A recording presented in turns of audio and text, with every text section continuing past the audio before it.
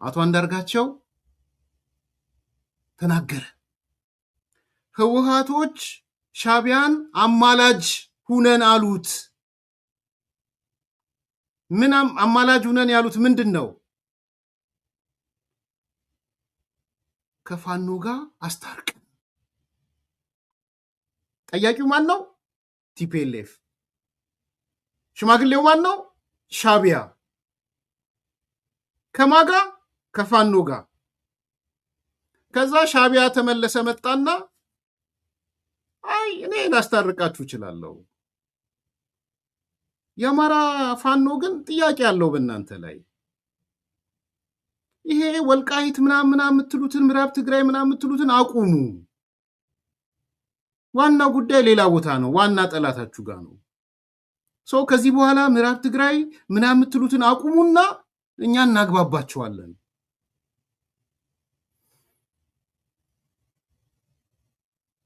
ቲፒኤልኤፎች እሺ አሉ፣ ተስማሙ። ምዕራብ ትግራይ የሚባል አናነሳም፣ እንኳን ፋኖ መጣልን እንጂ አሉ። ይሄን የነገረኝ ማን ነው አለ? የሻዕቢያ ከፍተኛ አመራር። ለማን? ለአንዳርጋቸው። እኔ ከዛስ ፋኖችም ይሄንን ያውቃሉ። ይሄ ቲፒኤልኤፍን እና አማኑኤልን ጢው ነው ያደረጋቸው። እኔ አንዳርጋቸው ከሻዕቢያ ሰው አልነገረውም ብዬ ስለማላምን ጸቡ በሻዕቢያና በህወሓት መካከል ነው የሚሆነው። ባይዘው አንዳርጋቸው አልተነገረውም ብዬ አላምን። ሻዕቢያዎች ነግረው፣ የሻዕቢያ አመራሮች ለአንዳርጋቸው ነግረውታል ብዬ አምናለሁ። ነቀለ ቲፒኤልኤፍ። አሁን አንዳንዶቹ አማኑኤል ነው ምናምን። አማኑኤል በህወሓት ፖለቲካ ውስጥ የግለሰብ አስተያየት የሚባል የለም። ከፍተኛ አመራር ውስጥ ቲፒኤልኤፍ ነው ለአንዳርጋቸው የጻፈለት። ምን አለው? የበግ ለምድ የለበስክ ተኩላ አለው አንዳርጋቸውን። ቲፒኤልኤፍ የበግ ለምድ የለበስክ ተኩላ ጄኖሳይደር አለው። ዛሬ መቼም አገር ተቀጣጥሏል። የበግ ለምድ የለበስክ ተኩላ አንተ ማናቅ መሰለ ወይ? ጄኖሳይደር እድሜ ልክን ጽምዶ የሚባል የምታበላሽ ጉድ ነው። ባቢሎን በሳሎን ቁጥር 3 እንደዛ ሆነላችሁ። አንዲት መጀመሪያ እንስማው። አንዲ እኮ አሪፍ ሰው ነው።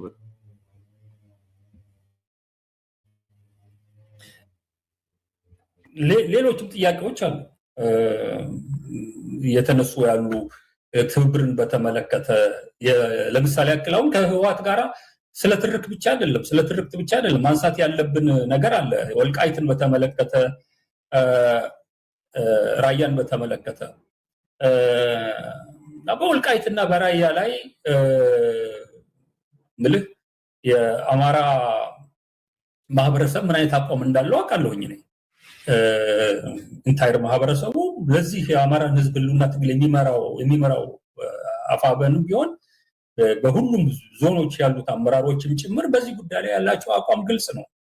በአንድ ወቅት ህወሓት ጉልበት በነበረው ሰዓት ላይ በተላላኪነት የሚታዘዝለት ብአዴን የሚባል ድርጅት በነበረበት ሰዓት ላይ ያለ አግባብ የወሰዳቸው ቦታዎች ናቸው የሚል እምነት ነው ያለው። ይሄ ቁጥር 1 ያለ አግባብ የወሰዳቸው በጉልበቱ ወሰዳቸው። አስረስን ጠቀሰው፣ እዚህ ጋር ብአዴንን ጠቀሰው። ተላላኪው ብአዴን በነበረ ሰዓት አሁን ፋኖ ተላላኪ አይደለም እያለ ነው። አንዲ ይችላል። ይሄን እምነቱን እንዲህ በቀላሉ ዝም ብሎ የሚተወው እንዳልሆነ የአማራ ህዝብ የሚያውቃል። ሁላችንም የምናውቀው ነገር ነው። በሌላ በኩል ከቲፒኤልኤፍ ጋር ትብብር እንዲፈጠር በእነዚህ ቦታዎች ላይ አቋም ይውሰድ የሚል ጥያቄ ነው። ቅድም እንዳቀረብኩት ምን አይነት አቋም ይውሰድ ነው እየተባለ ያለው። በትግራይስ በኩል ያለው ሁኔታ እነዚህም ቦታዎች በተመለከተ ህወሓት ሲያካሄድ የነበረውን ፕሮፓጋንዳ በይዞታው ስርም በማስገባት ሲያደርጋቸው የነበሩት ነገሮችን ጨምረህ ስትመለከት ዛሬ ወጥቶ ወልቃይትና ራያን ያላግባብ ነው የወሰድኩትና እነዚህ ወደ አማራ ክልል መካለል ይችላሉ የሚል መግለጫ እንዲያወጣለት እውነት የበሰለ ፖለቲከኛ ይጠይቃል። ይሄን ካላደረገ ባቢ ላይ በሚደረገው ዘመቻ ከህወሓት ጋር አልሰራም ትላለህ። አንዲ የበሰለ ፖለቲከኛ እሱን አይጠይቅም። የሚጠይቀው ምንድነው? የበሰለ ፖለቲከኛ አንዲ የኛ ጀግና አንዲ ይችላል።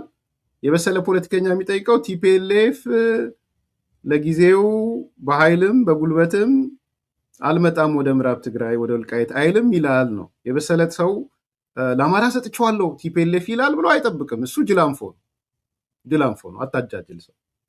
ኦኬ፣ ትልቁ ፖይንት አይጠይቅም እንደዚህ። ቲፒኤልኤፍ ግን በመግለጫው መጥቶ ኢቭን ከፌዴራል መንግስቱ ለመደራደር እኔ የምፈልገው ምዕራብ ትግራይ የሚባለው መልስልኝ ነው እያለ አይ አንዲ ፖለቲካ በደንብ የሚረዳ ሰው እንዲህ ነገር አያደርግም ያለው። ኦኬ፣ አብይን ካስወገዱ በኋላ ወደ እነዚህ ጉዳዮች የሚመለሱ አንተም ወደ እነዚህ ጉዳዮች ትመለሳለህ። ሰላማዊና ወንድማዊና እህታዊ በሆነ መንገድ በእነዚህ ጉዳዮች ላይ ተወያይተህ የምትፈታበትን መንገድ ለመፍጠር ትሞክራለህ። ይሄን አይነቱ ነገር ላይሰራ ይችላል ብለህ ካሰብክ ወይም የማይሰራ ሆኖ ካገኘው እነሱም ጉልበት አላቸው፣ አንተም ጉልበት አለ። በጉልበት በመሄድ ግን ሁለቱ ማህበረሰቦች የደቀቁበት ሁኔታ ስላለ ይሄንን ተረድተው እነዚህ ወንድማማችና እህትማማች ህዝቦች በሰላማዊ በሆነ መንገድ የእነዚህን ቦታዎች ችግሮች ይፈቱታል የሚል እምነት አለኝ። ካልፈቱት ግን ያው የምቀድም እንዳልነው የፈረደበት አገር የፈረደበት ህዝብ ከእልቂትና ከጦርነት የሚያወጣበትን ሁኔታ ትፈጥራለህ። በእንዲህ አይነቱ ግጭት ማን ነው የሚያተርፈው ያለው?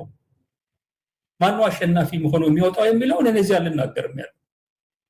ነገር ግን አንድ ግልጽ መሆን ያለበት ጉዳይ አለ። ለመጀመሪያ ጊዜ ከዚህ በፊትም አሁን ከዚህ ቀጥሎ ያለውን ስሙት። አንዲን ስሙትና ህወሓት ነርቭ ተነክቶ የመጣበትን ነገር ታያላችሁ። ነርቭ ተነክቶ ቲፒኤልኤፍ የበግ ለምድ የለበሰ ተኩላ አለው። ጄኖሳይደር የበግ ለምድ የለበሰ ተኩላ እያለ ነው የተናገረው። ተናግሬዋለሁ። ለመጀመሪያ ጊዜ ዱባይ ላይ ጌታቸው ረዳ ሄዶ ከኤርትራ ሰዎች ጋር ውይይት ባደረገበት ሰዓት ላይ በህወሓት በኩል ከቀረበው አጀንዳ መካከል አንዱ ከፋኖ ጋራ በአንድ ላይ የምንሰራበትን ሁኔታ ፍጠሩልን ነው ያሉት። ያለው ኤርትራ አማላጅ እንዲሆን ጎቢቱን እንዲሆን በህወሓትና በፋኖ መካከል በኤርትራ መንግስት የቀረበውን ቅድመ ሁኔታ እዛ ስብሰባ ላይ አውቀዋለሁ። ይሄን ለማድረግ እኛ እንሞክራለን፣ እንጥራለን። ግን አንድ በጣም አስቸጋሪ ሁኔታ አለ። የዚህ የራያና የወልቃይት ጉዳይ የምታነሱ ከሆነ እና ይሄንን ቦታ ሻዕቢያ ምን ለመነ? እኔ ፋኖን አማላጅ እንሆናለን አማላጅ። ግን እናንተ ይሄ ወልቃይት ራያ ምናምን የምታነሱ ከሆነ ግን አማላጅ መሆን አንችልም። ቲፒኤልኤፍ ወይ ወልቃይት ራያ ማለትን አቁም። ማን ነው ትእዛዝ የሰጠው? ሻዕቢያ። ከማን ለማስታረቅ አማላጅ ሆኖ? ከፋኖ። እንዲቀጥል በጉልበት በምናምን እንቆጣጠራለን የምትሉ ከሆነ የአማራ ፋኖ እንዲህ አይነቱ ነገር ፈጽሞ ስለማይቀበል ገና የማገናኘቱ ሙከራ ሳናደርግ መልሱን ልንገራቸው እንችላለን፣ አይቻልም ነው ያሏቸው። በህወሓት በኩል የተሰጠው መልስ ግልጽ ነው። እኛ እነዚህ ቦታዎች የበለጠ ህልውና አደጋ ውስጥ የጨመረን አገዛዝ አለ። ይሄንን አገዛዝ በማጠር ላይ እንተባበራለን። በእነዚህ ቦታዎች ላይ ዩኒላተራል የሆነ ወታደራዊ እንቅስቃሴና እርምጃ አናደርግም ብለው ለኤርትራ መንግስት ቃል ገብተዋል። እኔ ይሄንን በመረጃ ደረጃ ነው ማውቀው ነው ሰጥ ያለ ከሚገናኟቸውም አሁን በቅርቡ ከሚገናኟቸውም የፋኖ አካላት ጋር እንዲህ አይነቱን ነገር ተነጋግረዋል። ይሄ ኢትዮጵያ ውስጥ አብይ ተወግዶ ሰላምና መረጋጋት የሚፈጠርበት ሰዓት ላይ በውይይት የሚፈታ አጀንዳ ነው። ጉድ ነው። ምን አለ? አሁንም ያገኟቸው ፋኖዎች ላይ እኛ በተናጠላይ በሆነ መንገድ ወደ እነዚህ ምዕራብ ትግራይ ወደሚባለው ወደ ራያና ወልቃይት ራያና ወልቃይት ወይ ምናምን የሚባል አንሄድም። ይሄን ቃል ገብተውላቸዋል። ይሄን የነገረኝ ደግሞ የሻዕቢያ አመራር ነዋል። ጸቡ ከማን ጋር ሆነ? ሻዕቢያ አመራር ከቲፒኤልኤፍ ጋር ህወሓት ነው። ዛሬ ሰዓት ጎርሰው መጡ ከመቀሌ ህወሓቶች ዋና አመራሮች እንዲህ አሉ። አማኑኤል አሰፋ ምክትል የህወሓት ሊቀመንበር፣ በህወሓት ህግ በደንብ ልንገራችሁ፣ በህወሓት ህግ አመራር ከሆንክ በግለሰብ ደረጃ አቋምን መግለጽ አትችልም። ያንተ አቋም የፓርቲው አቋም ተደርጎ ነው የሚወሰደው። ይሄ ነው አንዱ ማዕከላዊነት የሚባለው አንዱ እሱ ነው። በአሰራር ደረጃ የግሌ እምነት ነው የሚባል ነገር የለም በቲፒኤልኤፍ አሰራር ውስጥ። ዛሬ አንዳርጋቸው ጽጌ ከብልጽግና ጋር በመተባበር በትግራይ ህዝብ ላይ የፈጸመው ጄኖሳይድ ሳይበቃው አሁንም ከብልጽግና ጋር የተጣላ በማስመሰል አልተጣላም ነው የሚለው አንዳርጋ እንትና በማስመሰል ህወሓት ለፋኖ አማላጅ እንደላከና የትግራይ ሉዓላዊ ግዛቶች እንደማይጠይቅ ለኤርትራ መንግስት ቃል ገብቷል ብሎ ሲቀጥፍ እየሰማ ነው። አይ በሽምግልና ውርደት። አሁን ምን ቁጭ ብሎ አሁን ብርሃኑ ነጋ ፕሮፌሰር እንዴት እንደሚስቅብህ እንዲህ አንገቱን እንዲህ እያደረገ ይሆን የሚስቅብህ? ቁጭ ብሎ ነው የሚስቅብህ። የምሬ ነው። ፕሮፌሰር ብርሃኑ ቁጭ ብሎ ኪኪ ነው የሚለው። አንዳርጋቸው ጽጌ ከብልጽግና ጋር በመተባበር በትግራይ ህዝብ ላይ የፈጸመው ጄኖሳይድ ሳይበቃው አሁንም ከብልጽግና ጋር የተጣላ በማስመሰል ህወሓት ለፋኖ አማላጅ እንደላከና የትግራይ ሉዓላዊ ግዛቶች እንደማይጠይቅ ለኤርትራ መንግስት ቃል ገብቷል ብሎ ሲቀጥፍ እየሰማ ነው። ሰሞኑ ብልጽግና ገንዘብ መድቦ በህዝባዊ ኃይሎች የተፈጠረውን ተመልከት። እንግዲህ ሰሞኑን ብልጽግና ገንዘብ መድቦ በህዝባዊ ኃይሎች የተፈጠረውን ትብብር ለማፍረስ ደላሎች እየቀጠረ ነው። ይህ ተግባርም የዛ ስራ ውጤት ነው። አንዳርጋቸው ደላላው እያለው ደላላው ከብልጽግና ገንዘብ ተቀብሎ እየደለለ ያለ ነው። ቲፒኤልኤፍ ነው እያለው ያለ የት ትገባት? አንዳንዴ ደስ ስለሚለኝ ነው። ባይዘው የጥላቸው መጠን በዚህ ልክ ሲሆን ደስ ይለኛል እኔ በውስጥ ቢኮዝ ተንኮለኞች ጸረ ኢትዮጵያ ስለሆኑ ነው። ሌላ እንዳይመስላችሁ ለሻዕቢያ የተገረዱ ስለሆነ ትብብሩ የህልውና አደጋ የተጋረጠባ ኃይሎች በጋራ የሚታገሉበት አውድ እንጂ በምልጃ አንዱ ለሌላው ጠርቶ ቃል የሚገባበትና የሚማለድበት ጉዳይ አይደለም። ሁላችንም በትግሉ ውስጥ ያለነው ኃይሎች የሚያናገኘውን ዋነኛ ጉዳይ በብልጽግና ጄኖሳይድ ስርዓት ምክንያት አደጋ ላይ የወደቀው ህዝባችንን የጋራ ህልውና ነው። በትግራይ ውስጥ ማንም ኃይል ቢሆን የትግራይን ሉዓላዊነት ለገበያና ለምልጃ የማቅረብ ስልጣንና ኃላፊነት የለውም። ህወሓትን የህልውና ትግል ከሚያካሂዱ ህዝባዊ ኃይሎች በግልጽነት ላይ የተመሰረተ የጋራ ትብብር ይደረጋል እንጂ ለገጸ በረከት የሚያቀርበው ነገር የለውም። ግልጽ ነን። እኛ ስናቀርብም ለብልጽግና ሁሉ ሲመጣብን ኦሉሴጉን ኦባሳንጆ ቅድመ ሁኔታችን ምዕራብ ትግራይ ይመለስ ነው። ሌላው እንትን ይመለስ ነው። ወደ ነበረበት ስታተስ ኳንተ ይመለስ ነው። እኛ የምንዋሸው የምንደብቀው ነገር የለም። አንዲ ምንድነው የምትዋሸው? ምንድነው የምትቀጥፈው? አንተ የብልጽግና ተላላኪ ገንዘብ ተቀብለ ጽምዶ ልታፈርስ የበግ ለምድ የለበስክ ተቁላ። ሁላችንም ህዝባችንን ከህልውና አደጋ ለመታደግ የምንተባበረውና የምንታገለው ሰሞኑን አንዳርጋቸው መሰሎች የበግ ለምድ ለብሰው በትብብሩ ኃይሎች መካከልና በህዝባችን ውስጥ ጥርጣሬን በመንዛት ትግሉን ለማኮላሸት እየሰሩ ነው። ሰው እንዴት እድሜ ልኩን በዚህ ደረጃ በሴራ ፖለቲካ ተጠምዶ ይኖራል? እድገሞ ይሄን ሰው እንዴት እድሜ ልኩን በዚህ ደረጃ በሴራ ፖለቲካ ተጠምዶ ይኖራል? ሴረኛ እድሜ ልክህን። እኔ እንቅልፍን ከተኛ ይገርመኛል። አንዳርጋቸው ተኛ አንተ ብቻ ሳይሆን የአንዲ ልጆች እንቅልፋችሁን ከተኛችሁ ይገርመኛል። በጣም ነው የሚገርመኝ።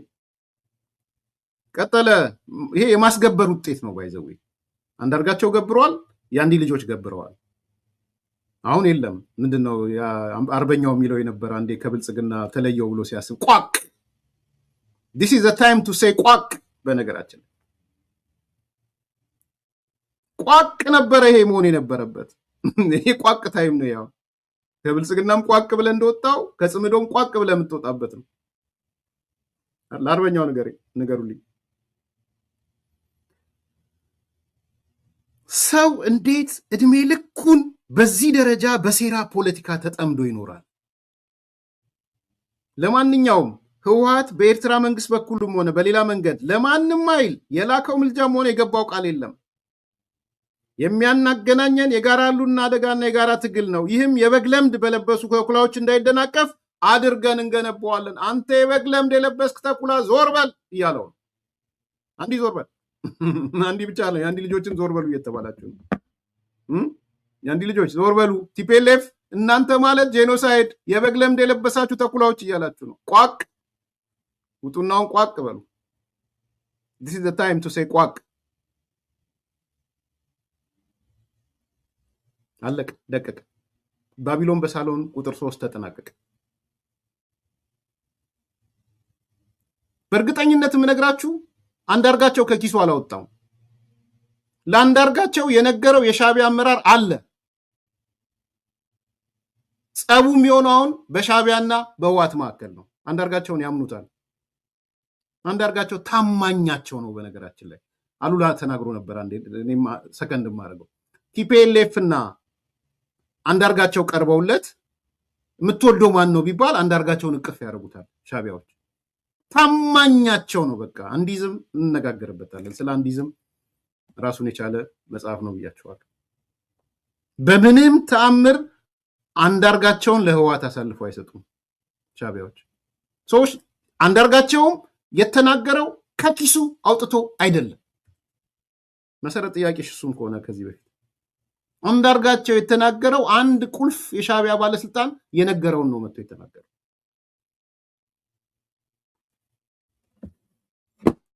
ህወሓት ግን አበደች። አንተ የበግ ለምድ የለበስክ ተኩላ አለችው። እድሜ ልክም በሴራ ጉንገና የምትኖር አልክ። የብልጽግና ተላላኪ አለችው። ገንዘብ ተቀብለ ነው ከብልጽግና ጽምዶን ልታፈርስ የመጣኸው አለችው። መሞት ይሻላል አንዳርጋቸው መሞት። በዚህ እድሜ ሴራ እየተነተንክ የምትኖር ሴራ እየቀፈቀፍክ የምትኖር አለችው ህወሓት። አንዳርጋቸውን በዚህ ለጠን ከ3 ዓመት በፊት አንዳርጋቸው የተናገረውን ላሰማችሁና እንሰነባበት። ከ3 ዓመት በፊት እንዲህ ብሎ ነበር። አዲስ መጽሐፍ ይጽፍልናል ባይዘው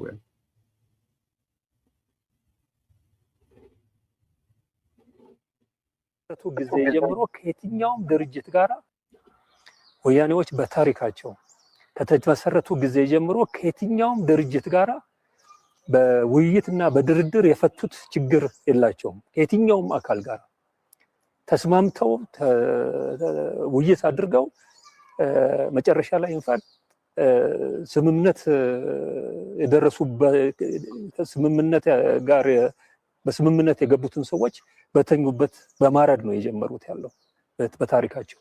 ቲኤልኤፍ የሚባለው የትግራይ ነፃነት ግንባር የሚባለውን ድርጅት በዛ መንገድ ነው ስምምነት ካደረጉ በኋላ ሌሊት በተኙበት ነው ያረዷቸው። ሌሊት በተኛበት የሰሜን እዝ እንዳረዱ ማለት ነው። ከዛ ጊዜ ጀምሮ በአጠገባቸው ሲንቀሳቀሱ ከነበሩ ድርጅቶች ጋር ኢዲዩን ጨምረህ የሀፓን ጨምረህ ያልተዋጉት ምንም ድርጅት የለም። በሰላምና በድርድር ተቻችሎ ለድርድር የማይሆን ወንድሞቹን ጠርቶ የሚገል ኢህአፓን የገደለ የኢትዮጵያ ሰራዊትን ደርግ ብሎ ያፈረሰ የአማራውን አጽመ ርስት በጉልበቱ በጡንቻው በቁልጥምትና ጉልጥምት የወሰደ መቼም ቢሆን ልትደራደረው ማችል አካል አንዲ ይታረቁኛል ብሎ ማለት ነው። አንዲ ይችላል እንበል መጣለታ ህወሓት የበግ ለምድ የለበስክ ተኩላ አለው። እስማ በፖለቲካ ውስጥ ትንሽ ያድጋሉ፣ በትብብርም ደረጃም ጥሩ ናቸው ምናምን ብለን የምናስባቸው በአንድም በሌላ መልኩ ከነከሌ ጋር ትብብር አያስፈልጋችሁም፣ እነከሌ ጋር ነው መተባበር ያለባችሁ ምሁራን የምንላቸው ያሁን ሻለቃ ዳዊት ነው። ይሄ ስሙን አልጠቀሰችም እንጂ ሻለቃ ዳዊት ነው። ስለ ሻለቃ ዳዊት ነው ማዛ እያወራች ያለች የምንላቸው ወይም በዚህ አስባቸው በአንድም በሌላ መልኩ ከነከሌ ጋር ትብብር አያስፈልጋችሁም፣ እነከሌ ጋር ነው መተባበር ያለባችሁ ምሁራን የምንላቸው እሌት የምንላቸው ወይም በዚህ ቅድም እንዳልከው ይዘውት የመጡት አመለካከት ሲወድቅ ሲነሳ የመጡ እንደነ ጀዋር አይነቶቹ ደግሞ ጭራሽ አንድን ቡድን መፈረጅ ውስጥ ግለሰብን እያነሱ ማፍረጥ ውስጥም የገቡበት ሁኔታ አለና ምንድነው የዛ ውጤት ነው አሁን ያመጣው የግምገማ ውጤት ነው ወይስ ዌሪዝሚ የሚለው ነገር የሚያስጨነቃቸው? ያ ኮምቢኔሽን ኦፍ ፋክተርስ ሁሉም ናቸው። ኤቢሲዲ ሁሉም ትክክል ናቸው። ማለት አሁን አንቺ ያልሻቸው ፋክተሮች ሁሉ ይፈጥራሉ። አንደኛ ለውጥ ሲመጣ ይሄ የነበረው ስታብሊሽመንት ሲናጋ የምንገኝበት አዲስ መድረክ እና እንትን አቅል ያስታል። ስለዚህ በዚህ ሂደት ውስጥ እኔ የት ነኝ የሚል አለ። ይዤው የነበረው አመለካከትስ መጨረሻው ምን ይሆን ይሄ አዲስ የሚፈጠረው ነገር ሆኖ አዲሱን ነገር መናመድና ያን ሪያሊቲ መቀበል ያስቸግራል። እነዚህ አዳዲስ አስተሳሰቦች በተፈጠሩ ጊዜ በዛ ጊዜ ሸክ ያደርጋል ማለት ነውና የመጀመሪያው ነገር በዚህ ሸክ ሲያደርግ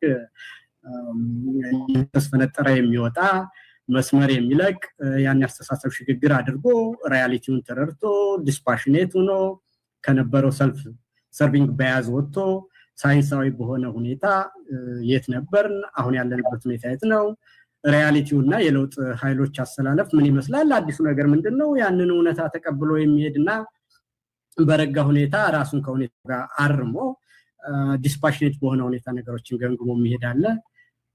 አዲሱን ነገር አልሰማም አላይም ብሎ ክዶ ደግሞ እሱ የነበረበትን ዓላም ብቻ እየተረዳ የሚዘፍን ሰው ካለ እንግዲህ ሪያሊቲው ይተፋዋል፣ ከባቡር ይወጣል።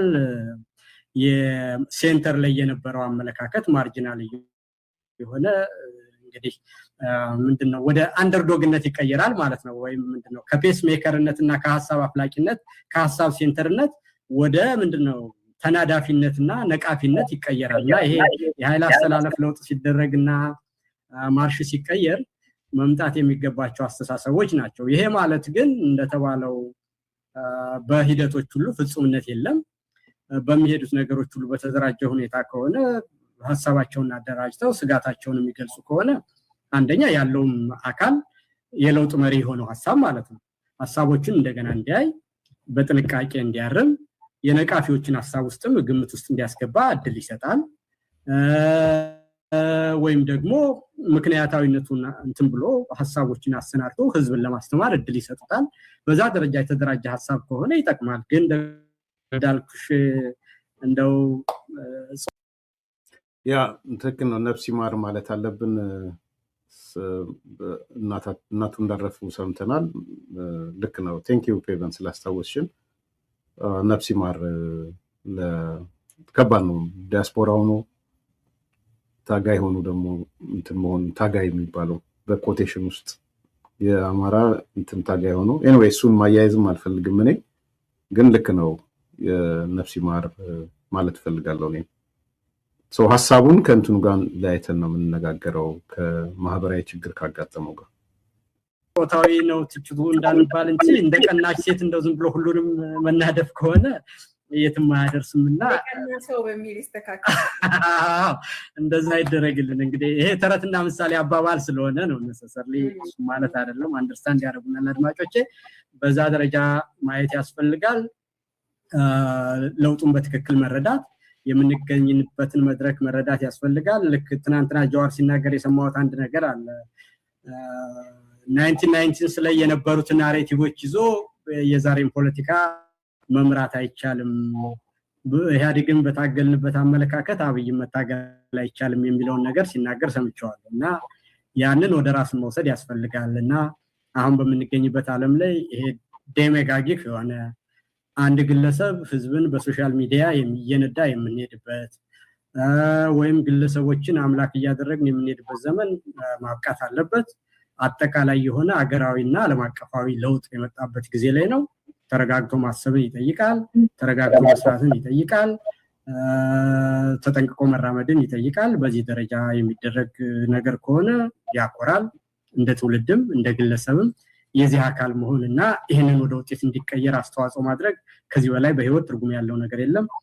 አንደርዶግ ነውና ደግሞ እያበላሹ ከሄዱ አዋራጅ ታሪክ ጽፎ ራስንም አዋርዶ መጨረሻም በማያምር ሁኔታ ምንድነው መቋጨት ስለሚሆን እንደው ለራሳቸው ጊዜ ወስደው ይሄ ሶሻል ሚዲያ በጣም ተናዳፊና ባህሪን ሁሉ የሚቀይር ነገር ስለሆነ ለራሳቸው የጥሞና ጊዜ ቢወስዱና ይበቃል። ነፍስ ይማር ብለናል ከልብ ማለት ነው። እኔ ቦም ትንሽ ቆይ ነበረ መምጣትም እንደዚህ ፊዚካሊም እንደዚህ ነው መምጣቱ ብዙ ይጠቅማል ብዬ አላስብም። እሱን አሁን ፊዚካል ትንታኔ ውስጥ አልገባም። የጥሞና ጊዜ ዘለግ ያለ አሁን ጀዋርን የጥሞና ጊዜ ይውሰድ ነው ያለው ይልቃል። ግን አይ ቲንክ ሳይሆን ይልቃል ነው ረጅም የጥሞና ጊዜ መውሰድ ያለበት የሚመስለኝ እና ጀዋርና ሻለቃ ዳዊትን ነው የጠረባቸው ባቢሎን በሳሎን ቁጥር 2 ማለት ነው። ከሀሳብ አፍላቂነት ወደ ተናዳፊነትና ነቃፊነት ተቀይረዋል ነው ያለው። እንደ ቀና ሰው ነው የሆኑት ነው ያላቸው። ቀናተኛው ናቸዋል ነው። ሻለቃ ዳዊትን ስም ስለጠቀሰች አንዳንድ ሰው ያለችው እሱም ስለሆነ በኋላ በዝርዝርም ሲያነሱ ስለነበረ ሌላ ሚዲያ ላይ ኢህአዴግን በታገልንበት መንገድ ብልጽግናን አንታገልም ያለም እውነት ነው እና እረፍት ይውሰዱ፣ የጥሞና ጊዜ ይውሰዱ ብሏቸው። ባቢሎን ቁጥር 2 እሱ ነው።